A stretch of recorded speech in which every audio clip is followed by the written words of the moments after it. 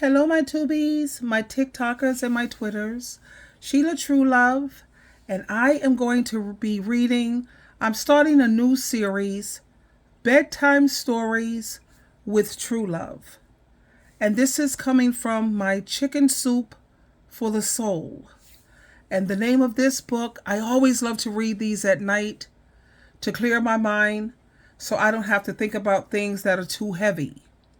So this is Chicken Soup for the Soul, Positivity. I read the Positivity, and then I read the other one, which is the Empty Nest. Empty Nesters, because they have some very positive, uplifting, encouraging stories that will help to put your mind at peace and make you feel good. I want you to feel great. Anyway, this one is Finding the Real Me. He is a wise man who does not grieve for the things which he has not, but rejoice for all those things that they have. And that came from a wise philosopher named Epictetus. It started out as one of the best days of my life, and certainly of my career. My staff and I had been named the #1 unit in our company, and I was taking them out for a celebratory lunch. I worked with a wonderful group of people, and we were proud of what our hard work and team spirit had accomplished during the prior year. Lunch was fun, the food excellent, and the camaraderie at the table made me smile.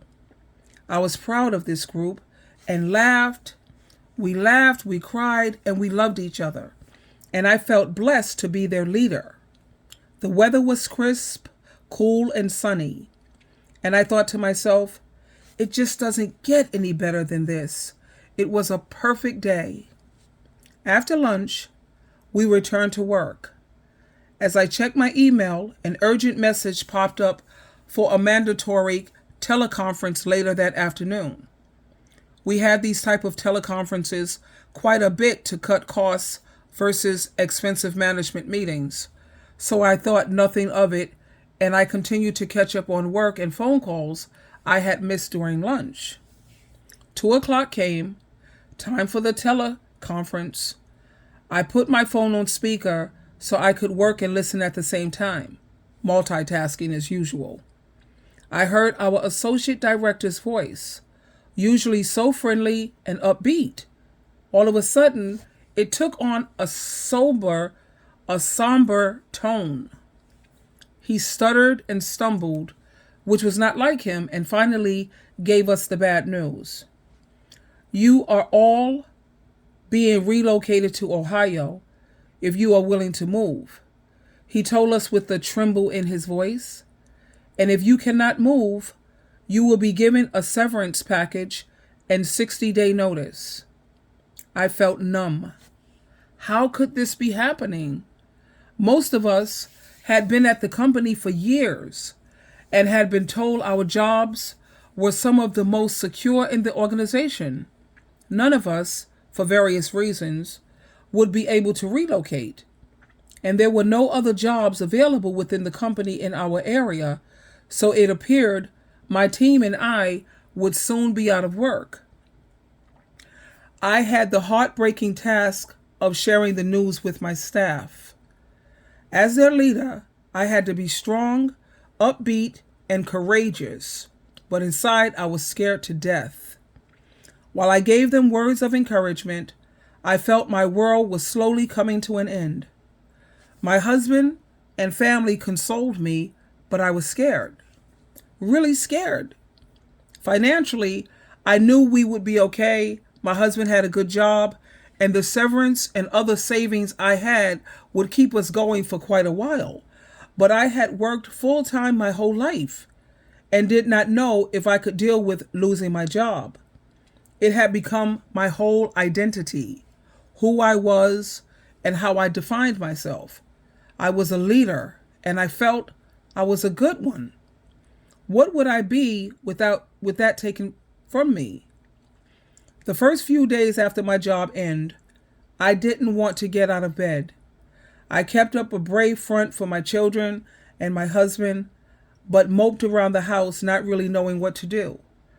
After working nonstop for 25 years, I was lost. I sent out resumes, but due to the economic conditions, job postings in my field were few and far between. It looked like I would be out of work for quite a while, and I didn't know what to do with all my newfound extra time. One day, after sitting around feeling sorry for myself, I turned on the television and watched a program about a missions group that helped children and hungry people all over the world. I felt guilty knowing that even though I had lost my job, we had plenty of good, healthy food on the table every night. The words spoken by the missionary seemed directed specifically at me. She told viewers that the best way to be blessed and to forget about your own problems is to help someone else. Ashamed, I realized I had been wallowing in self-pity when I had so much to be thankful for.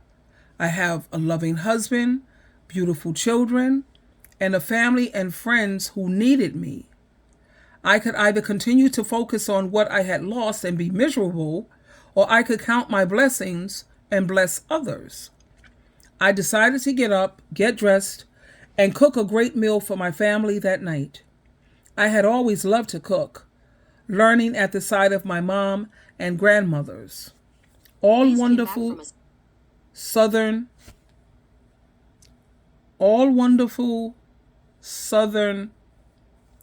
cooks who taught me their secrets.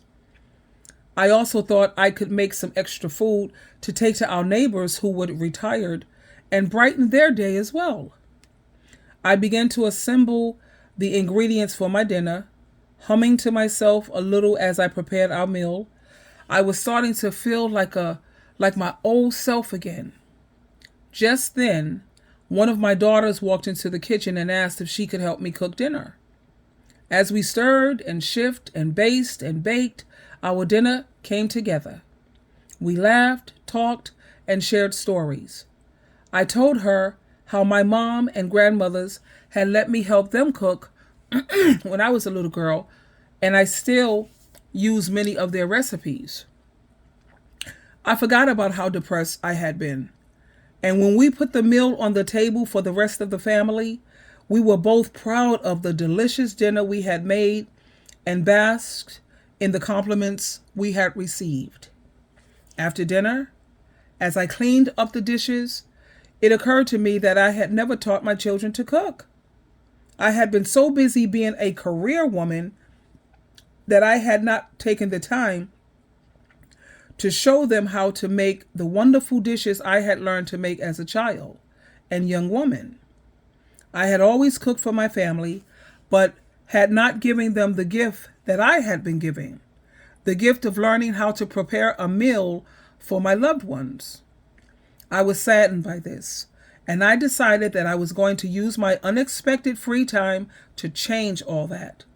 The next morning, I announced to my family that I was going to start a cooking school for them. This was met, of course, with groans from my kids, who all had busy lives and plans of their own, but I convinced them to give it a try, and we decided we would prepare supper the next night. I let each child pick a dish to prepare for the meal with my guidance. We decided to do this weekly and make extra food to share with friends or neighbors in need in our community. The next morning, we shopped for our dinner at our grocery store and local farmers market. We unloaded our ingredients, put on our aprons, and started cooking. I shared cooking techniques, shortcuts, and the background behind many of the recipes we had decided to prepare. While making my grandmother's favorite lemon meringue pie, her famous lemon meringue pie, I remembered the many times I had stood in her kitchen licking the beaters thick with white, fluffy meringue, sweet and cloud-like, and how much fun those times had been. Now I was sharing them with my own children. I could almost see grandmother smiling down from heaven, watching my children and I carry on her traditions.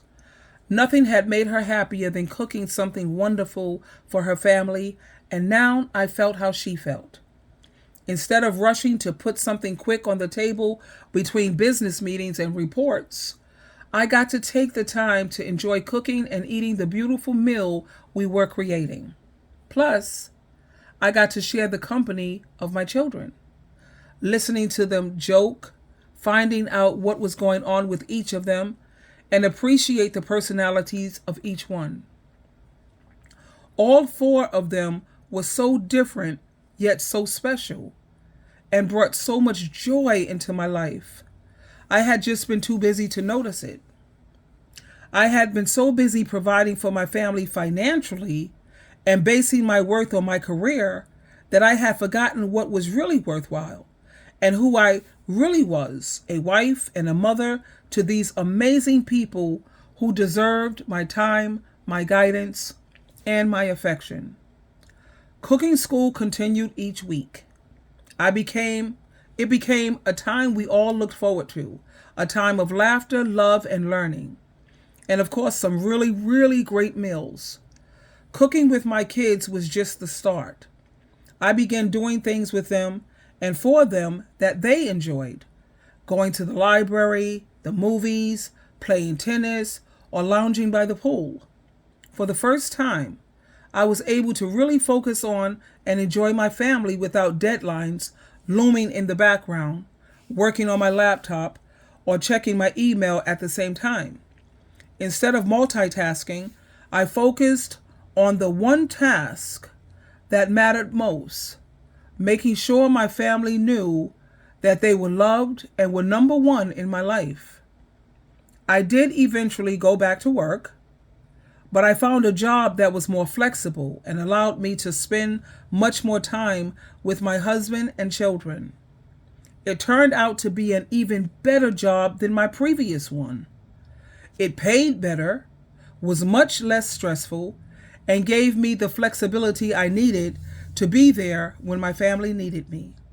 My priorities had changed, and I never again wanted to put my loved ones in second place to my career. I had thought losing my job was the worst thing that had ever happened to me, but it turned out to be a blessing in disguise. While I had thought that losing my job was the end of the world and the end of who I was, it was really only the beginning of discovering the real me. So what did you think about that? Wasn't that nice? It's positive. It's an excellent story to listen to at bedtime while you're falling asleep at night. And then you end your night with positive thoughts. I know in the morning, my first thoughts in the morning is about Jehovah and Jesus Christ. My last thoughts are about Jehovah and Jesus Christ. And also the last story that I read for the evening that put me in a positive frame and state of mind. I hope you're drifting off to sleep. Tomorrow, or when I get a chance and I have a free moment, I will be posting more bedtime stories with Truelove. I love you. Good night.